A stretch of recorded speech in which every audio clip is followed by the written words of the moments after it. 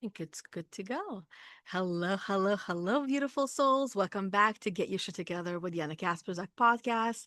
And today you're tuning into yet another incredible episode of our special series, Your Journey of Becoming, where real women share their messy, their unfiltered middle part of who they were meant to be and not just the highlight reel. They're talking about the real things because your dream life does not start when everything is perfect. It actually starts when you have had enough playing small and you decide once and for all to go all in on it, where you choose to do everything it takes to go from surviving to finally thriving. So grab your coffee and let's dive in because today I'm joined by Cindy Drummond, who is the author of Reflection from the Dating Pool, a bold, heartfelt account of going on 50 dates in 52 weeks after learning that the person she had been living with for almost a decade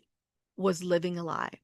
Cindy didn't go looking for the one, but wanted to find herself with humor, vulnerability, and hard won insight. Cindy turned her real life dating into a powerful reflection on courage, boundaries, resilience, and self worth.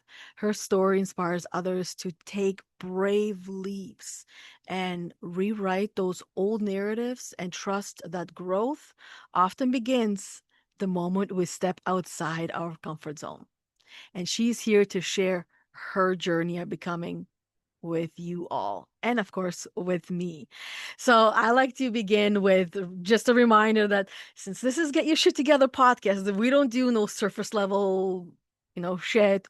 We're here to talk about all of the raw, the authentic, and sometimes uncomfortable truths that actually help the audience, help me to see you on that journey that you were on and share that with you. So I like to begin with asking, when did you realize that the life that you were living wasn't actually yours and you begun to get your shit together?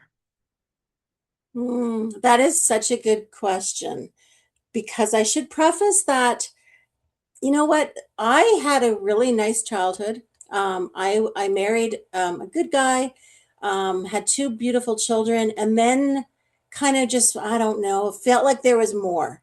And Mm. so I broke up my marriage and I fell head over heels in love with somebody. And as you said, with them for almost a decade. And when you know that something's not right, but Yeah. you're dismissing it because you're like, but he loves me and he's Yep. saying all the right things, and you're like, yeah, but something's not adding up, and so you ignore it longer.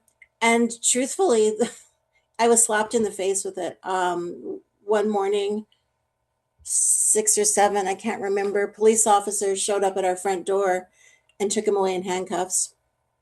And so the truth was right in my face, and I didn't see it. I mean, I thought I was dismissing some of the lies and the truth that didn't seem to add up, but it wasn't until he was arrested that I was like, holy smokes, what have I been doing for the last 7 years?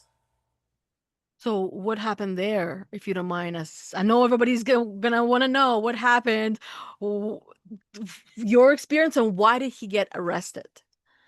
Yeah, so I will go into it a little bit. He was Hmm. arrested for voyeurism. So they What is found that? voyeurism is they found pornography on his computers and his phone.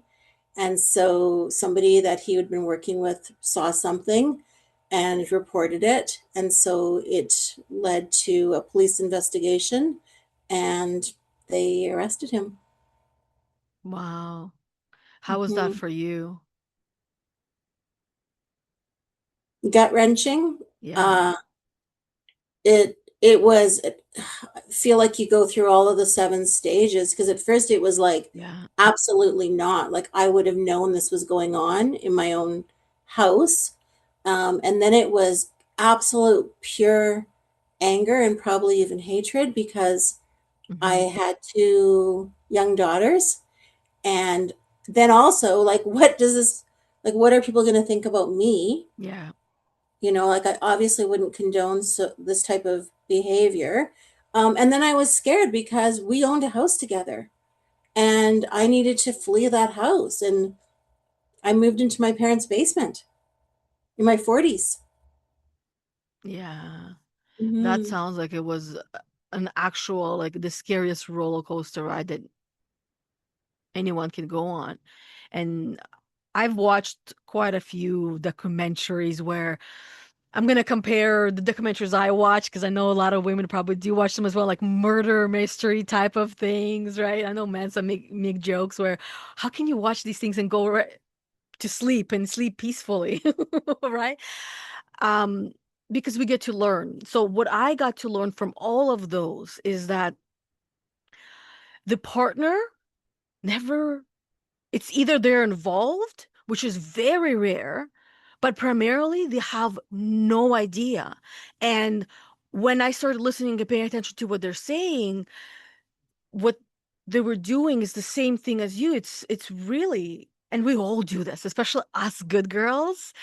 We make excuses and reasons and normalize and justify things, and it's not that we don't pretend not to see it, it's that we're trying to make sense of it because this is the version of a person that we know. It's not possible for this person to be anywhere else that belongs essentially on a TV screen. Hmm. And it's a lot for anyone to go through where you're now your whole perception of reality shatters in so many different ways where and also perception expectation of the fantasy that we create. The fantasy that we create is the image and ideas and the daydreaming of what our life is going to be like with this person that we know. All of that future is now poof gone, and now you Hmm. find yourself in the parents' basement. So Hmm. tell me, how was that for you when you finally like open your eyes in that basement and realize this is where you are now? Humbling. I Hmm. mean, I'm just so grateful that I have family, that my parents were just like, no questions asked, just there's a spot for Yeah. you for as long as you need it. Um, because I don't know. I don't know what would have happened if I didn't have a safe place to land. Um, but then there was also this piece. So you're grateful that you have this support, but Hmm. you're embarrassed Of course. and you and I was so mad at myself for, like, how did I let myself get into this situation? Hmm. And how come again, like I said, that I had feelings that I ignored, but how did I not see this? And so I was really quite angry with myself for a while. Yeah. Those are very normal and expected feelings and emotions to feel that way because all of us, as before we're talking, we're all are given a program. Like we're Hmm. all programmed to live a certain life. And many of us, we realize that we're going up these steps, achieving this and this and this and that, and we'll be happy when. And then one day just realize, wake up and realize that not just feeling empty, even though you did all the things that you were taught and conditioned, essentially programmed to do and achieve and accomplish. Meanwhile, we are designed because there's the program and there's the actual design of us. And we're designed to be successful. We're designed to explore and love and thrive. And yet, the program we receive is the program of failure and fear. And that's the Hmm. conditioning that we even before we were talking how amazing it was for us to be living in this decade out of all the decades, but this decade, this is the program we received and now we're living out. And of course, by the standard definitions, one would feel fail like a failure when the entire life crumbles. And yet we also can feel like we failed, even if the life didn't crumble at all, that we got all the things that we got and still feel like a failure. So I feel like this is what you did with those 50 dates with yourself. So take us on that journey and what that, like, how did that start? The middle of it, and then, of course, the end. Okay, so just give a bit of a timeline Mhm. because so this would have happened in the summer. This would have happened in July that Okay. that I moved out, and it wasn't until December that and it wasn't like I was like, oh, I think I'm ready to start dating again, Mhm. but I like setting myself goals. And Mhm. I also knew that I wasn't ready to start dating again. However, I kind of gave myself this lofty goal of, well, maybe I'm going to experiment. So it was the end of December, and I was like, it was like a good New Year's resolution, I guess, if people Yeah, like they're resolutions. the best And when we stick so to I them. just, and I just put it out there. I was at a party with some friends, and we were going around the table, and I said, I'm going to go on 50 dates next year. And people were like, you're not. That's crazy. And I'm like, why not? Let's just see what happens. Hmm. So what happened? Well, the first date that I went on was in the first week of January, and I'm being very honest here. I was crying driving to this date. I was so scared to Yeah. go on this date. And when I look back, it seems kind of funny now. At the time, I was absolutely petrified of Mhm. walking in and meeting somebody else. And so, come in, my eyes are a little red. And I had this first coffee date. And afterwards, like, that's when I realized that it's okay. Like, it's okay to meet somebody. It doesn't mean that I'm going to start getting into a relationship with them. But Mhm. I came back from that. And I don't know why I decided to journal how I was feeling, but I journaled about it. And I kind of wrote, okay, so I went, and yes, I was scared, but I did it. And I was proud of myself for going on that date. Um, and then that gave me the courage to go on the next date. And that gave me the courage Mm. to go on the next date. And at some point, and I don't know the exact numbers, but let's say I'm 4 months in, and I just had this light bulb moment where I was like, it's really not about the guys. It's Hmm. really not about the men that I'm meeting. Yeah. It is about who I am, how I'm showing up, what impression am I giving them. And I have to, and I'll be honest, because there was a couple of times where I walked in, and within a few minutes, I was like, absolutely not. And so at first, you're kind of being, and I was never rude. I was always kind. But there was a few times where after about 10 minutes, I'm like, look, I'm sorry. Like, I don't want to waste your time, but there's no point us sitting here for an hour when we're never going to chat again. And Yeah. so that was also kind of mm, empowering because Yeah. I was giving myself permission and setting boundaries to walk away. Yeah. That takes a lot because some good girls, they simply will not leave. They'll stick around and in the end feel worse about themselves because they didn't listen to that intuition that told them, we're done, let's go. It's not going to go anywhere. It's just going to be draining in potentially more ways than one. And so it's awesome that you chose yourself in that moment and you chose to do the harder thing, but by choosing doing the harder thing, you made things much easier for yourself because it helped you to understand and grow, because we don't grow when everything is comfortable, right? Just like I even started, we grow when everything is chaotic, it's all over the place, when we are on a roller coaster ride. And maybe Hmm. I don't like roller coaster rides anymore. I know some of them are great and others are literally they're built to petrify people. And I've done enough of them to even close my eyes and I can feel I'm already on the roller coaster ride, right? It's imagination. But sometimes it's like when we're going down that roller coaster ride, that's when our life, quote unquote, flashes in front of our eyes and we receive and get the answers that we've been searching for. So, what would you say were those answers that you might have been searching for that came through for you?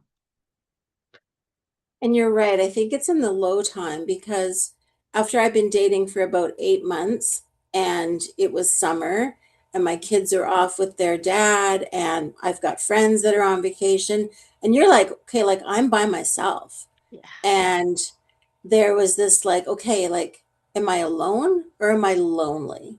And there's a Mm. big difference. Oh, yes. And being alone is great. Being lonely is not great, Yeah. right? So I was having a few of these epiphanies along the way. Um, and you, of course you want to give up. And Yeah. there'll be 1,000 women that will say they went on a couple dates and they just realized that there's nobody out there and they're all the same. And it's very disheartening Yeah. because we're kind of a little bit of a broken society and we won't go down that path. But then you would start a conversation with somebody new and you would get hope. And hope is a beautiful thing Oh, yeah. because hope is what keeps you going, Yeah. right? Yeah, that's true. And I've heard this quite a few times. Women will go on a few dates and then all of a sudden there's no one out there. But they're because they're also not aware. The reason why we start going on dates is because you need to heal yourself. And initially, the people that are attracted are going to be the wrong ones because we are vibrating on a wrong frequency.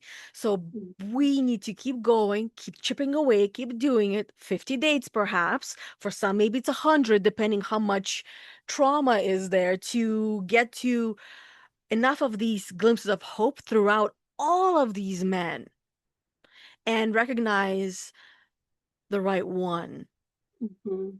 when the time comes. And there's no number that we can put on a could be date number one, could be date number 1,000. But it is a journey. So you also mentioned in the beginning that the first one you were going to, you were crying. I want Mhm. to know what was going through your mind. Like, what were you thinking that was bringing out tears for you? I think it was probably a lot of things. One is when you're forced to break up with somebody because they're arrested, you Mm, automatically have to go from being in love with somebody one morning and then hating him the next morning. And yeah. there's not a lot of time to grieve that. And if you do grieve it, you're judged for grieving that because you don't get to grieve a bad person. We're all bad and we're all good. But you know, and so Yeah. absolutely. And Yeah. and I know that now, but at the time it was just like Yeah.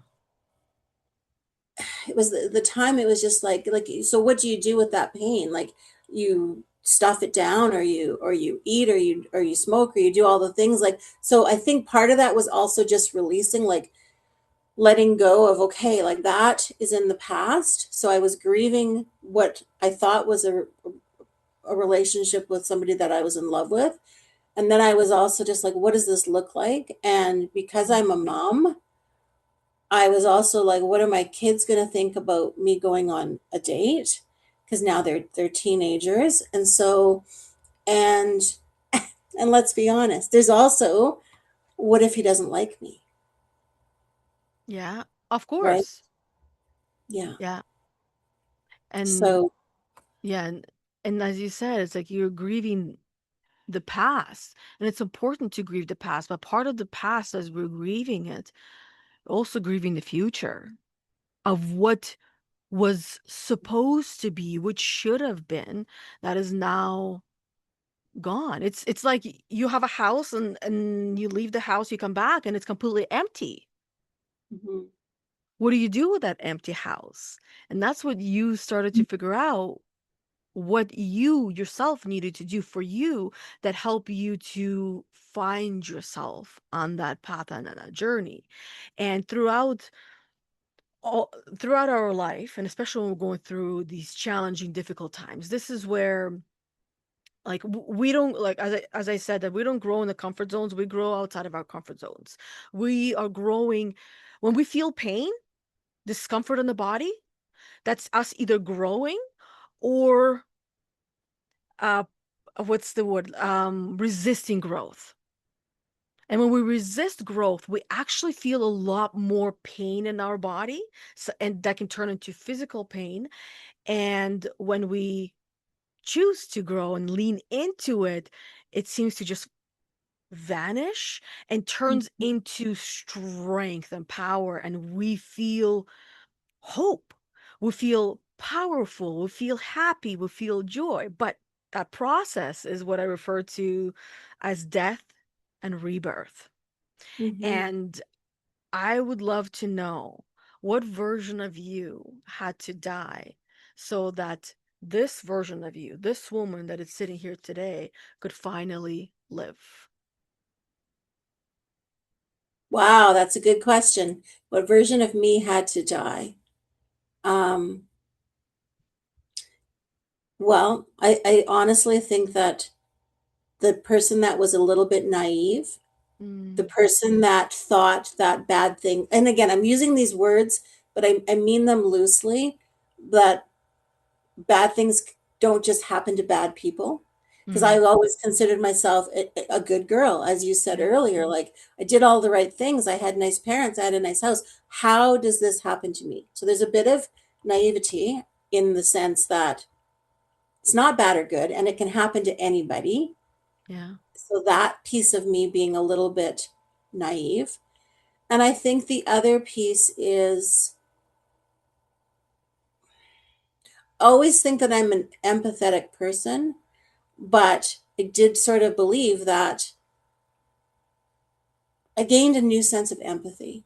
I saw everybody in a little bit of a different light Mm-hmm. moving forward. So the person that was like, well, actions have consequences, I think I was a little judgmental.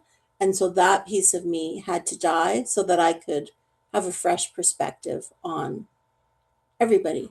And Mm-hmm. and even the men that I met that I didn't think were right for me, I still tried to see them as humans and not judge them. Right? They every one of them gave me a gift and showed me who I was and what I wanted. And so I just tried to look at people a little bit differently. Mm-hmm. And how would you say that has contributed to your life now? Well, I still try to be non-judgmental, but we have been through challenging times in the last several years. And so sometimes you can't always not make judgment, Mm-hmm. but I try to just remember that those people are mirrors and Yeah, reflect things that we don't like in ourselves. And I don't have it all figured out. I do not have it all figured out. And that's yeah. okay. I honestly love that. I love the honesty, because those who do say, I gotta figure it out, I have my shit together. No, you do not. Nobody does. Not even Tony Robbins. He's still figuring things out. Come on. Right? Think of the person that you idolize the most. They're still figuring things out. They're just gotten better at figuring things out and working through things. When it comes to judging, that's part of our design. And of course, it's also part of our program. But we can relearn how we ourselves want to judge. Judgment is a crucial part of life. Before you go outside, you got to judge the weather. Do I bring the umbrella? Do I not? Do I put shorts on? Do I put long pants on? How do I dress? Judging things is not necessarily always the biggest and the baddest way that we can, but when we judge others, as you said, it's a mirror. We're really judging ourselves. I like Mhm. to use this phrase, if you spot it, you got it. And I Mhm. say to my kids all the time, if you spot it, you got it. And I've heard that growing up, but of course it doesn't make sense to a young mind. We don't really have rational thinking. I think it's after about 27 years old, that's when we start to have more rational thinking. Prior to that, it's primal, right? It's just like we're running on the program, we're recognizing that there's a program, and we're just going and going and going, and then we awaken and go through these spiritual awakenings, as I like to call them, which is really death and rebirth. And we learn so much on each and every one of them. But when we spot something in somebody else, it becomes it becomes an opportunity for us to do something with it or not. And when we pause and think about it, because initially we all have to pause and think about, I'm making this choice. What's the future going to look like if I make this choice or Mhm. don't? And when we start thinking and living that way, then all of a sudden becomes a little bit easier. And then before we know it, we don't even have to pause and think. We just already think and we already decide. Everything becomes easier. And I like how you also said that the whole like the good and bad, it's it's just a concept, but it really is more of an opportunity, as you were saying. It's an opportunity to grow, Mhm. to see something in someone, good or bad, and recognize, hey, do I have that or did I have that? Do I Mhm. want to become that? Because when we recognize it, doesn't always mean that this is who we are, but it gives us a glimpse of who we could be if we choose to do something that in some ways or many ways goes against who we are and who we want to be. Mhm. And through this process of roller coastering through life, we recognize that there's a lot of things that we're living a lie in one way or another. So for you, what was the biggest lie that you were living that felt normal to you until it broke you?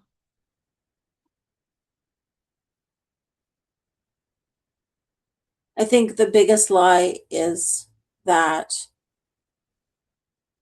I again, like I didn't know what was going on, but I Mm, absolutely pretended that everything was fine. And I knew it wasn't. I just didn't know. I just didn't know it was that. Like you're as again, we're women, so I'm just like, am I crazy? Is there an affair happening? Is like, and so I was trying to make sense of something, but I knew I said that I found out I was living a lie, but I also knew while I was in it that I was living the lie because it didn't make sense to me. Something wasn't adding up. I just mhm. didn't know what. And I felt crazy. Yeah. So what happened when you found out, like, the actual lie? I remember, so I told you that I moved out of the house, Mhm. but we still owned this house. And so I remember a few days later having to go back to the house to get stuff, clothing, and the process of actually moving and all that took a long time. But I remember going upstairs to my bedroom, and the bed was still unmade from the morning of the arrest. And I started I'm going to get emotional. Started walking over to it, and I was like, I'm just going to lie down for a bit. And Mhm. then I stopped myself or a higher power or something, and it was like absolutely not, because if you get into that bed, you're not going to be able to get out. Mm. That's that's powerful where you hear that higher voice tell you that future. Mm-hmm. And that sounds like there was a mini pause that even caused you to pause longer. It's like, no way am I doing that. And Yeah. then you also were showing up in that same way with those men that you just like, we're vibing. This is not going anywhere. I'm not getting into a quote unquote this bed, right? That it's like you see it, and if Mm-hmm. I go this way, this is what the future is going to be like without having to spend 10, 15 minutes visualizing, meditating, and seeing it, right? Our intuition does that for us like this. And so often we are disconnected, especially women, especially good girls, are disconnected from their intuition because those are the ones you can't control. But the ones who are intuitive, of course, also means healed or healing. You can't control them Mm-mm. because they know themselves and their power, their innate power, that you can't take that away from them anymore. Right. Um, so with all of us, we, how do I put it? It's like we all each have an opportunity to change or not to change, right? To be or not to be. And it usually is because we have experienced enough pain and suffering with one, two, or even more parts of our life. So for you, what was your enough is enough moment where you knew that you either needed to change, it was time to change, or that you would stay stuck and this will be it. This will be the future. I don't think there was an this is enough moment. I think that through the so some people when some people would have in this situation would have gone to therapy or right. I feel like the dating was my therapy. So how Mhm. I showed up on the first date was not how I showed up on the 10th date, the 20th date, the 30th date. So I Mhm. don't think there wasn't enough that this is enough moment. I think it was a what would have been okay on the first date, now on the 20th date is not okay. Now I'm stepping up. So every step, I guess, was not enough, if that Mhm. makes sense. So not one, but all. Yeah, it does make sense because what I mean by enough is enough. It's like when we essentially the pain of staying the same becomes greater than the pain of change because this is when people change. When the pain of change often is greater or feels greater than the pain of staying the same, people won't change. But when that scale shifts, when staying the same is so much more painful and changing is no longer painful, that's when we change, and that's the enough is enough moment. And we're like, okay, I'm going to get it done. Right. That's what I mean by the enough is enough moment. And it doesn't necessarily need to be something big and dramatic. It can be sometimes subtle and sometimes unsubtle or unsettling, where you go from one day to another, and you're learning more about yourself. Yes, other people, but more about yourself and in relation to other people. And you see what you can tolerate and where you're like, no, I've had enough there. I am not putting up with that. Things are going to be different. So the next man will be different, will be quote unquote better and better and better. But it's also because now you have Mm. worked on yourself. You are the best version of yourself that you can be in that particular moment, and you attract what you are to you. And on this journey, you're also, your journey of becoming, you're losing things, you're finding things, losing things, and finding things. And what would you say, and of course, ourselves, right? What would you say that you lost on your journey that you didn't actually expect to grieve?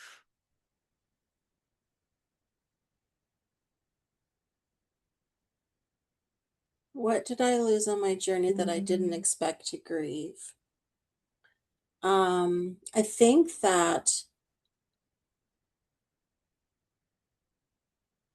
and I think my voice. Like Mm-hmm. I feel like I, and that would have started before this whole, but I used to be in my 20s, quite brave and quite outspoken. And I absolutely am just finding my voice again. And so even though I was on this journey, because you're again so conditioned to be don't say anything, we're even trying just this flash of even the Bambi movie, like never say anything bad about anything, like just keep your mouth shut. And so being able to now realize that I lost my voice, and now grieve that, and now the opportunity to start finding my voice again. Yeah. That reminds me of what my mom used to say. If you don't have anything nice to say, don't say anything at all. And it's actually a really great and powerful quote and a lesson, but it doesn't come with instructions, No. right? And that's what you're talking about is like, if you don't have anything nice to say, don't say anything at all. So because of that, now it's like I can't say anything. The voice is lost. You say less and less and less, which means that you're hiding yourself and your thoughts and your opinions and judgments or whatnot, which are also observations. And in many ways, it's also opportunities for other people to grow and become better. So that's what we're also doing in that process when we don't say anything because it's not nice, and we can say anything we want in a nicer way, even though regardless with some things you can say it in a nicer way, it'll still sting. But those are opportunities for growth, not just for ourselves when we break through that discomfort, but for the other person to hear and see something and understand something about themselves that otherwise they might never know about themselves. Most Mhm. people, I um I know few people who are self-aware. But even the self-aware people, there's still some things that they're not aware about themselves. I like to think and believe that I am self-aware, but I also know that I am self-aware, and I know that there's other areas of me that I'm not aware about. So I'm open to having people coming and telling me these things. Obviously not in a way that they're trying to destroy me, but in a Yeah. way that they're trying to build me up. There is a difference there. And I want to know so I can improve and find myself in that. Yes, of course, I'm going to be maybe upset or uncomfortable or hurt for a little bit, but because it's news to me, it's new information to me, right? And Mhm. this is what you were finding your voice, finding yourself through this journey, through these 50 dates. And of course, there wasn't just 50 dates, there was all the things in between. And this is now where I'm like, not that my brain went that way. We're talking about the 50 dates, but what about all the things in between? What did you do with yourself and your time between all these dates? Great question. And it is the time in between, because that's when you have to figure out again who you are, Yeah. and how you can be alone.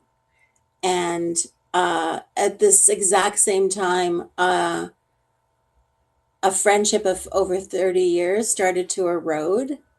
And Mm, so that's a whole other a journey. But it's like, as I was figuring out who I am, I think I was also making other people uncomfortable, that I wasn't willing to stay in some sort of victim mentality. And mm, so that was not comfortable for people. And so what was I doing? And then I was doing some fun things. Like I was taking burlesque lessons, and I was um, just going outdoors more, and so trying to fill my time, but with things that brought me joy. mhm. So yeah, I was doing lots of things. Awesome. That way you get to find yourself through all the other things and not just Hmm. the men and the dates. Yeah. Yeah. And I can only imagine how challenging losing a 30-year friendship, which is really a relationship, Hmm. must have been for you, especially what it sounds like during all of this time. Um, Hmm. so how would you say that affected you or added to your journey?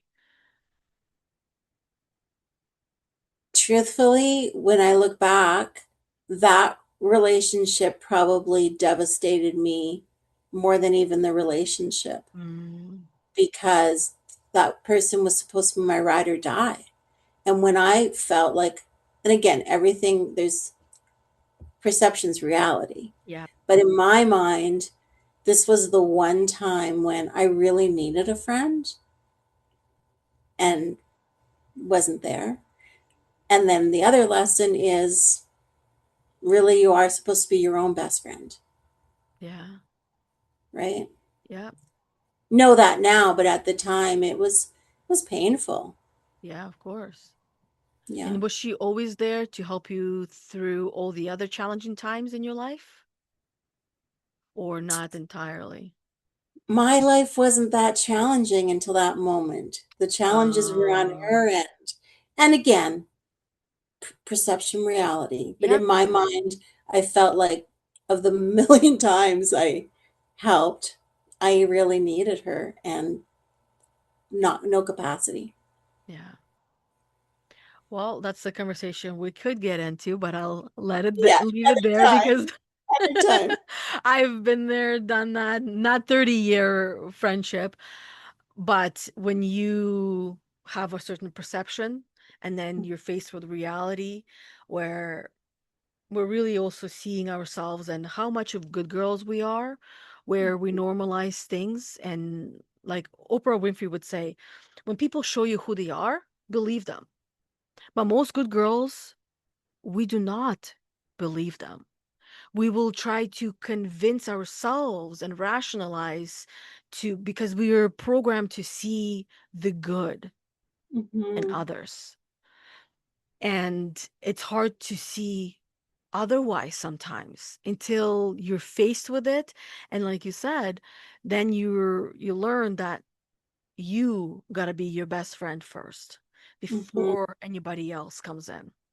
And then once you are your own best friend, you're gonna set a shit ton of boundaries with yourself, which means that those same boundaries will apply to everyone else as well. So now, what does getting your shit together actually look like for you in the real life?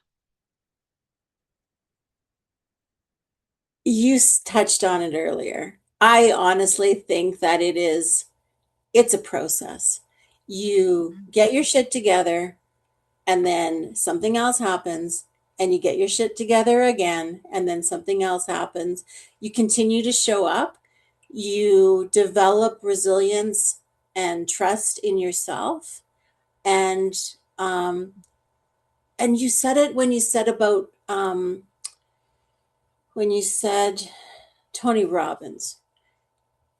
Things happen to everybody. It's just hopefully as you build resilience and strength and trust with yourself, that it doesn't take you as long to Yeah, pick yourself up, dust yourself off, and get going again. yeah, yeah. It's true. It's one thing after the other. We can look at it as things are happening to us, Hmm. and that's what breaks us. This is what creates suffering. Language is a huge part of how we live and exist. And most people either are not aware of it or will deny it and fight it so they can keep living in their bubble. And then there's those who are working on it um, or not. But we can see things as they're happening to us, but they're really happening for us because through that process, you find yourself in ways that you wouldn't have otherwise. So, how would you say you found yourself on this journey that just to you was like jaw dropping and you felt so much relief that maybe you even cried a little or a lot? Tried a little or a lot. Um, so I was lucky enough to be in Maui on around the anniversary of the first date. And I was there with a friend, and she said, "Well, now what? Like you've completed 50 dates and now what?" And I'm like, "Honestly," I said, "it doesn't matter. I'll go on 50 more." And so and I was crying. I remember standing looking out at the ocean, like, how beautiful is this picture? I'm standing out looking at the ocean, and I said to the universe, I think I've done the work. Like, I think I'm ready to meet somebody that matches me and my energy and the work that I've done. And I remember being emotional about it, and writing the list of what I was thinking that was important to me. And so all that took place on the anniversary of the first date. Wow. And how would you Hmm. say that changed your life since then? Well, the next date was the man I married. So tell me more about that. We all love happy endings.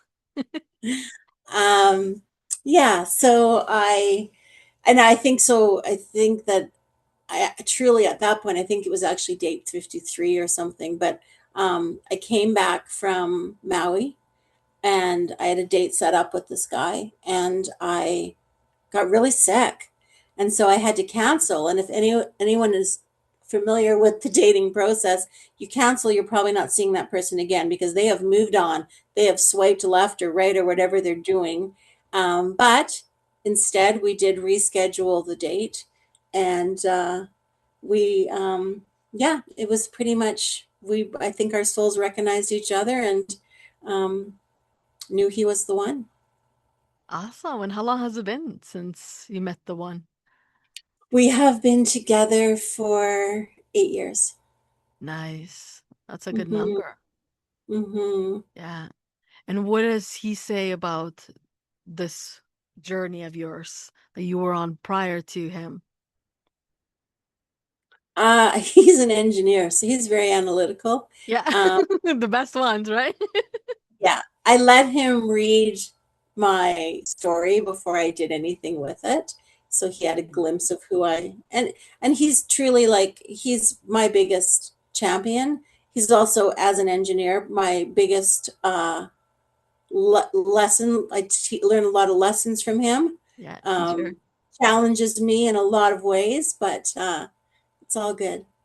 Yeah. That's how we grow. And the best partners are going to be the ones that will challenge us. And unfortunately, most people are not comfortable being challenged. And this No. is where there is friction in their relationships instead of allowing that friction turn into the fire that it was always meant to be and getting past that friction, which is really, it's like, okay, tell me how I can improve nicely and gently, and I will improve to the best of my ability. Yeah. And it has to be exchanged as well, which means that he would be doing the same thing, right? Is that Mhm. something that you would say that you have in your relationship with your man? Because you said he challenges you. Do you challenge him? Oh, yes, he absolutely calls me out on my bullshit. I call him out on his. Um, I think that we both hear the other person and look for opportunities to grow from that. Um, yeah. But his journey is not the same as my journey. So, No, no. Because how many years did you have your own journey for? And then same thing with him. And even mhm. like I met my husband when we were both 19 years old and we got married when we were 21. And we literally grew up together. But for the first 19 years, we were still we didn't know each other, right? We had our own separate lives and we were conditioned and programmed in different ways. I'm originally from Russia, so when I was 13 and a bit, my mom, me, and my sister, the three of us girls, we flew from Russia to Mexico City, ran across that border, drove in a bus across the states and then went across the other border into Canada where our dad met us because he went there a few months earlier to settle to find a place for us and the things that he went through was quite a bit. And so I come with I come bearing gifts, as I like to call it, really, which is my own baggage, my own things, my own insecurities, and we all bring those parts of ourselves in the relationship. And then there's the way that my husband was raised and brought up here in Canada. His dad was born in Canada, but he's Polish. His mom was Portuguese, and she lost her mother at a very young age, so she had to be a mother to her siblings. And that affects a person, and then the program and conditioning that they had gets passed on. So now that you find each other, how many years later, how open would you say you guys are to communicating in ways to help each other grow as individuals and yet as a couple? Well, that depends on the day of the week. Tell me Because more. you said it, when you had 19 years of figuring out who you were before you met your Yeah. husband. I had nearly 5 decades. No, yeah, like I was 50. And Yeah. so the upbringing, there's also two sets of children. Like it's the whole thing. So I think that we are both open and always trying to be respectful during communications. But sometimes our life is not our own. Kids can make things messy and other outside elements. And so, yeah, it's not all figured out. It's not all figured Yeah. out. Of course not.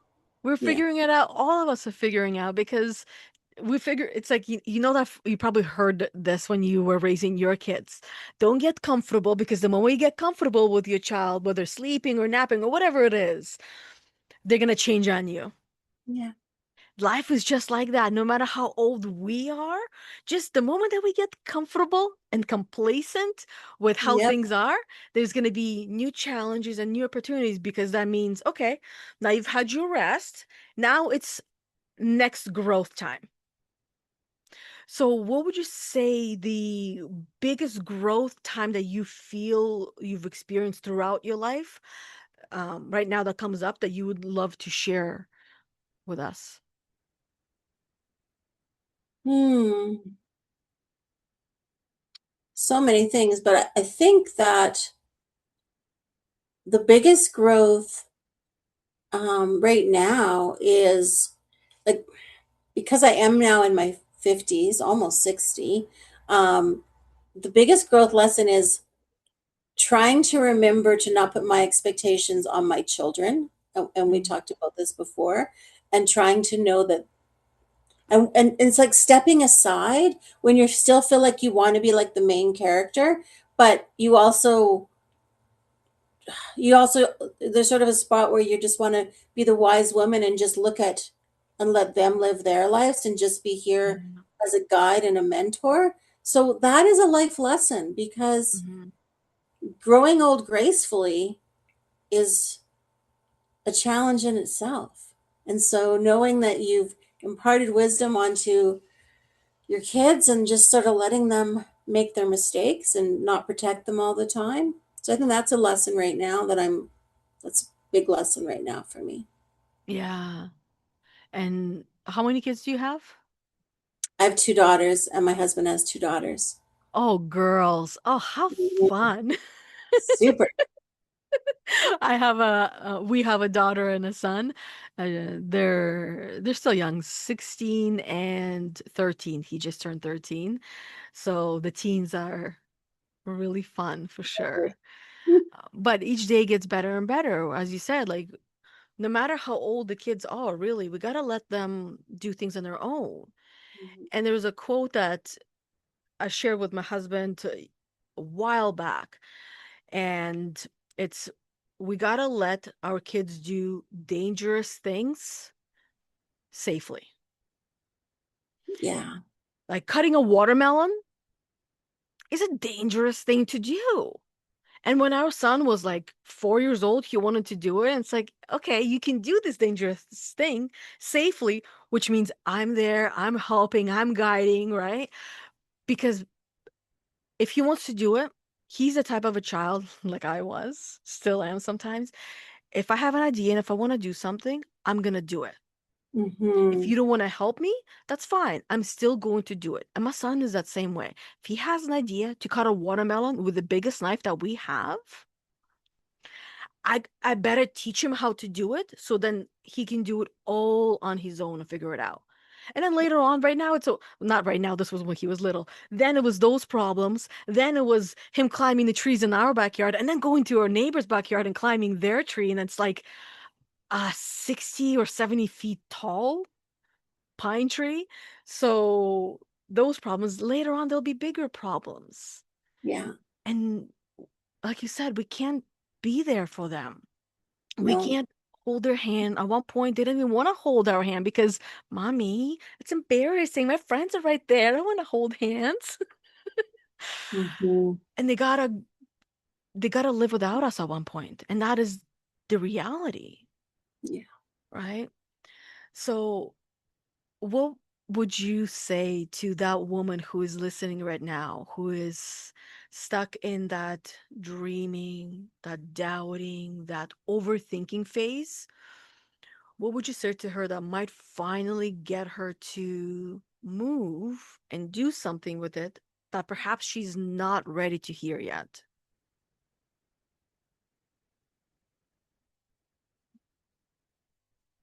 Um, what I would say is get out of your own way,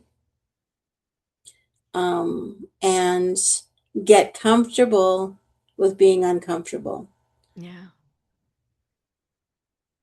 And how would you say would was it for you when you started? Like, what were the first steps to getting comfortable in the uncomfortable?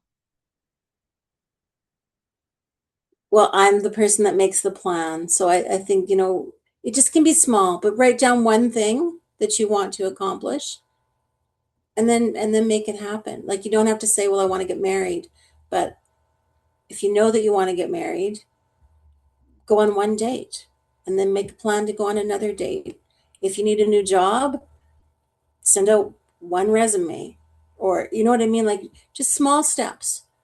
There's a Japanese method called kaizen where it's like you don't need to run the marathon. You just got to stand up in your house and walk for 2 minutes in place, and then you just build up and build up and build up because the body is programmed. I believe I'm not a scientist or a doctor, but the body is programmed to keep you safe.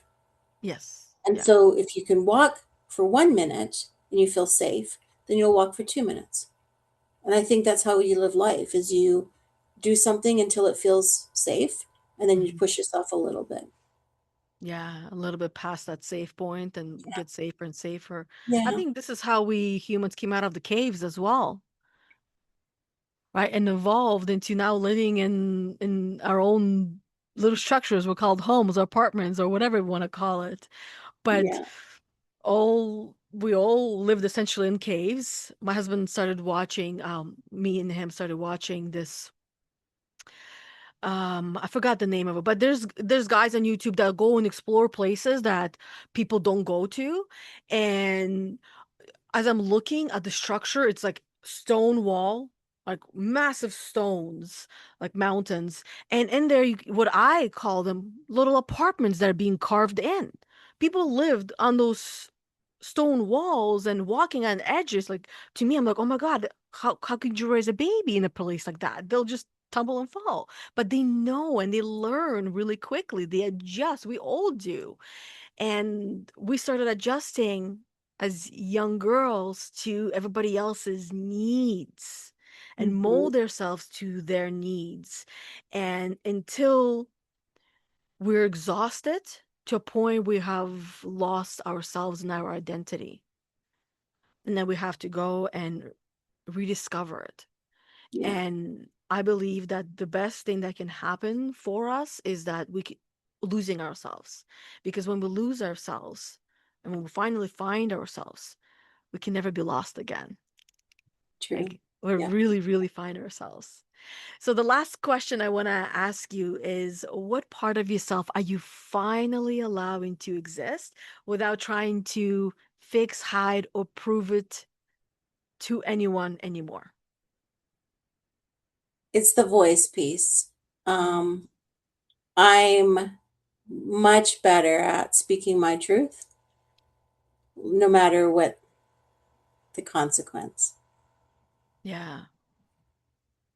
And how would you say that has really changed your life? Give us like the before and the after snapshot views. It's definitely more freeing, Yeah. and I'm proud of myself. So and again, speak my truth with kindness and compassion, but um, I think that, oh, now I've lost track of your question, but I think that it just feels so much more freeing and authentic Yeah. to know that I want to say, I want to be who I say I am. Mhm. And the only way to do that is to be able to say what I think and feel. Yeah, exactly. To speak your truth, because otherwise somebody else will speak your truth and it won't be your truth, it'll be their truth. Exactly. And having somebody else speak for us, no Not good. bueno. It doesn't feel good. So thank you, Cindy, so much for sharing your journey so Thanks for openly today. Go give her some love, everybody. Follow her, check her out. And there's going to be links around this podcast as well, depending on which platform. It's either below or on the side, or depending on the tool you use, whether it's a laptop or a computer or a phone. So check her out. And if this episode hit home, please share it with another woman who needs to hear it, but might not be ready to hear it just yet. And I like to emphasize that point because so many of us, we think we're ready for something, but we're not.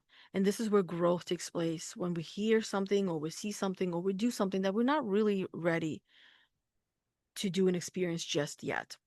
But Mm-hmm. if we weren't, it wouldn't be right here. It wouldn't be presenting itself at our front doorstep. So now also make sure you subscribe so you never miss another episode. These episodes, they come out live on every Saturday.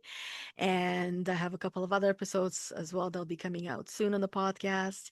And this one particular, Your Journey Becoming, I usually do live, just like today. It's a live episode, and you can tune in and watch it on my personal Facebook page first before it goes on the Spotify platform and YouTube as well.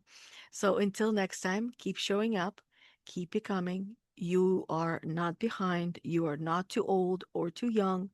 You didn't miss the train, and you're not too late. You're right on time.